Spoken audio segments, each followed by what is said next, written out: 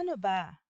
8 powerful tips para ma-attract ang isang lalaki. Shoutout to Rans Mapala, Johnny Beth Morales, and Sami Malik.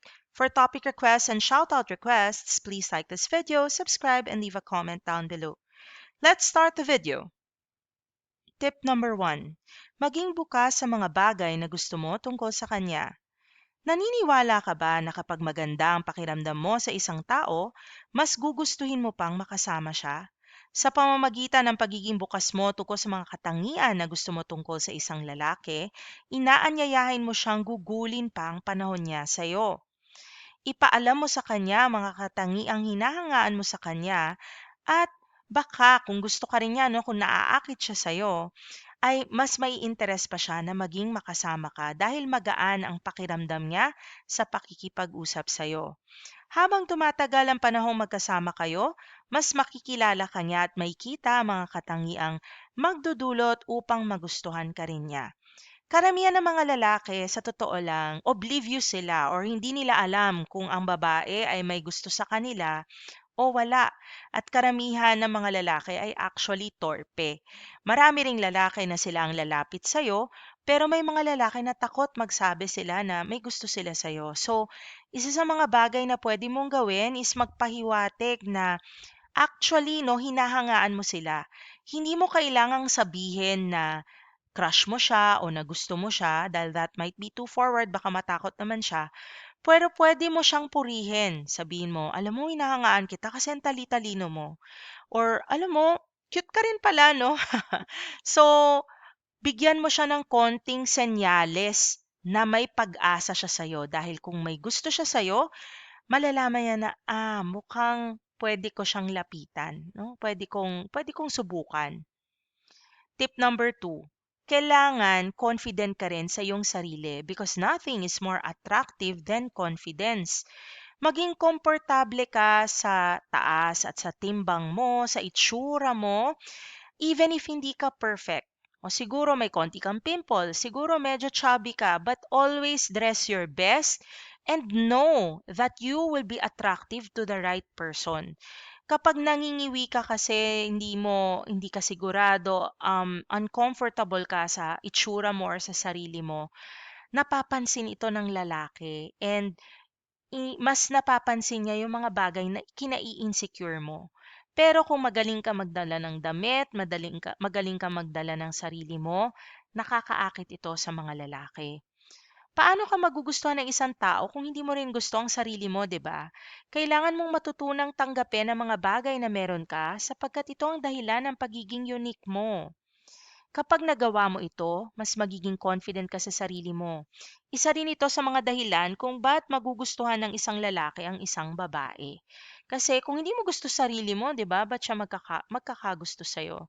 Ngayon, maraming insecurity ang babae. Posibleng, lalo na dito sa Pilipinas, baka hindi ka ganun kaputi. Pero alam nyo ba na yan ang gusto ng mga banyaga? Kaya kung hindi ka masyadong maputi at hindi magkagusto sa'yo yung lalaking gusto mo, huwag ka manghinayang dahil baka mas better pa ang inilaan ng Lord para sa'yo. O di kaya medyo chubby ka. Alam mo, may mga lalaki na yan ang gusto at may mga kultura na hindi Pilipino na yan ang attractive sa kanila. Kunyari na lang ang mga African o di kaya ang mga European.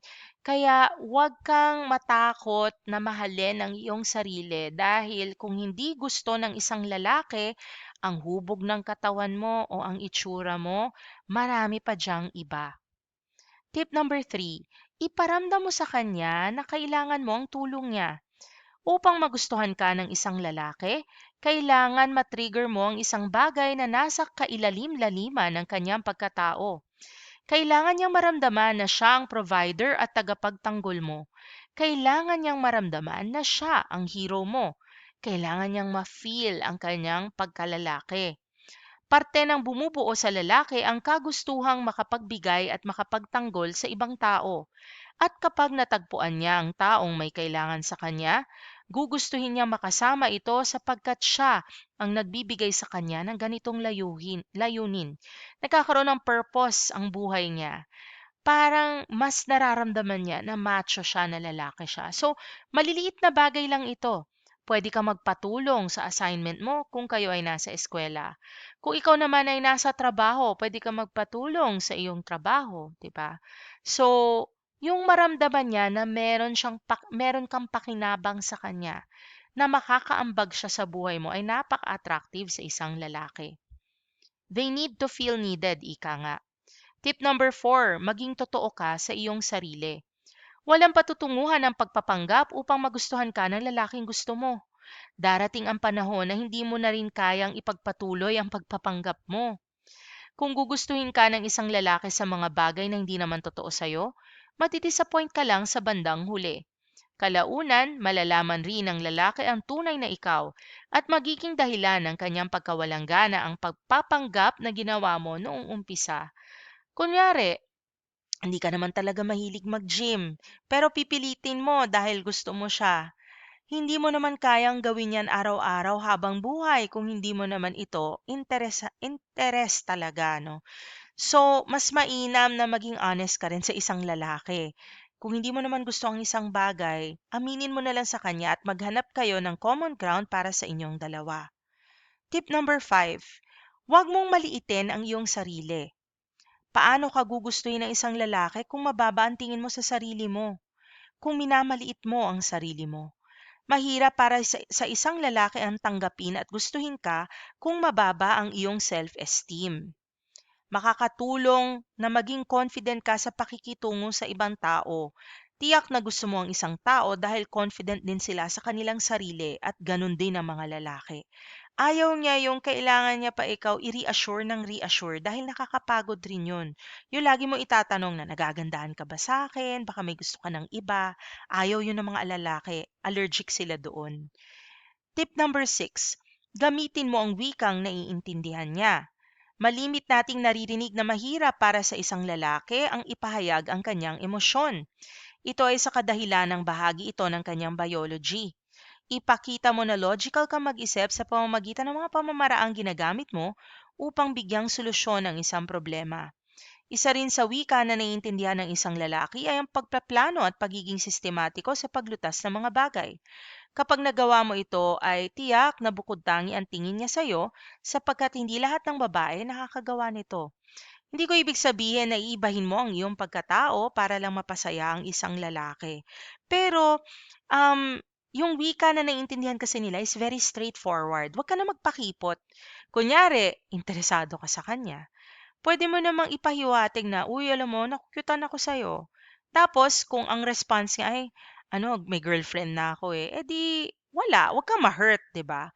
Pero kung kunyari, pakipot ka, nagda-drop ka ng hints, hindi niya naman naiintindihan, mas maganda na yung diretso ka dahil walang mangyayari sa inyo kung pakipot ka at torpe siya. Tip number 7, pag-focus ka sa kasalukuyan. Madaling mahulog sa ideya ng pag-iisip sa mga maaaring gawin ninyo sa hinaharap, ngunit ninanakaw nito ang mga sandaling dapat sana ay ginugugol mo sa mga bagay na mas mahalaga, ang mga nangyayari sa kasalukuyan. Kung magkasama kayo ngayon at ang iniisip mo ay ang mga gagawin ninyo sa susunod ninyong pagkikita, maaaring hindi mo marinig ang totoo niyang sinasabi o kaya naman ay hindi mo mapuna ang body language niya. Mahalagang maging present ka sa kasalukuyan sapagkat ito ang mga bagay kung saan ka may tiyak na magagawa. Tip number 7, mag-focus ka sa kasalukuyan. And tip number 8, malaking tulong ang paghawak sa kanya. Kung nais mong makipag-flirt sa isang lalaki, kailangan malampasan mo ang skin barrier. Magagawa mo ito sa paghawak sa kanya kapag kayo ay nag-uusap. Maaring dumampi ang iyong kamay sa kanyang braso sa tuwing ikaw ay may itatanong o nais mong may sabihin sa kanya. Ipinahayag din ito na ikaw ay komportabling kasama siya at maaaring gumanti rin siya sa paghawak sa iyo. Kapag nahihirapan kang bumaba, pwede kang magpatulong sa kanya at hawakan ang kanyang braso. O di kaya, kapag tumatawa kayong dalawa, pwede mo siyang lightly, no? Lightly lang, wag mong hampasin yung likod niya, pero lightly, no? Hawak-hawakan mo siya. At kumapit-kapit ka sa kanya. Nang sa gayon, maramdaman niya na, baka interesado to sa akin at siya na ang mag-make ng first move. Sana nakatulong sa inyo ang 8 tips na ito. Tandaan din natin na visual creature sa mga lalaki. So, ang una silang na-attract ay sa physical na kaanyuan, unfortunately. So, make sure that you look your best. But at the same time, kung hindi siya attracted sa'yo, hindi mo ito kawalan. Tandaan na malawak ang mundo at tiyak merong mas magandang inilaan ang Diyos para sa'yo. Okay?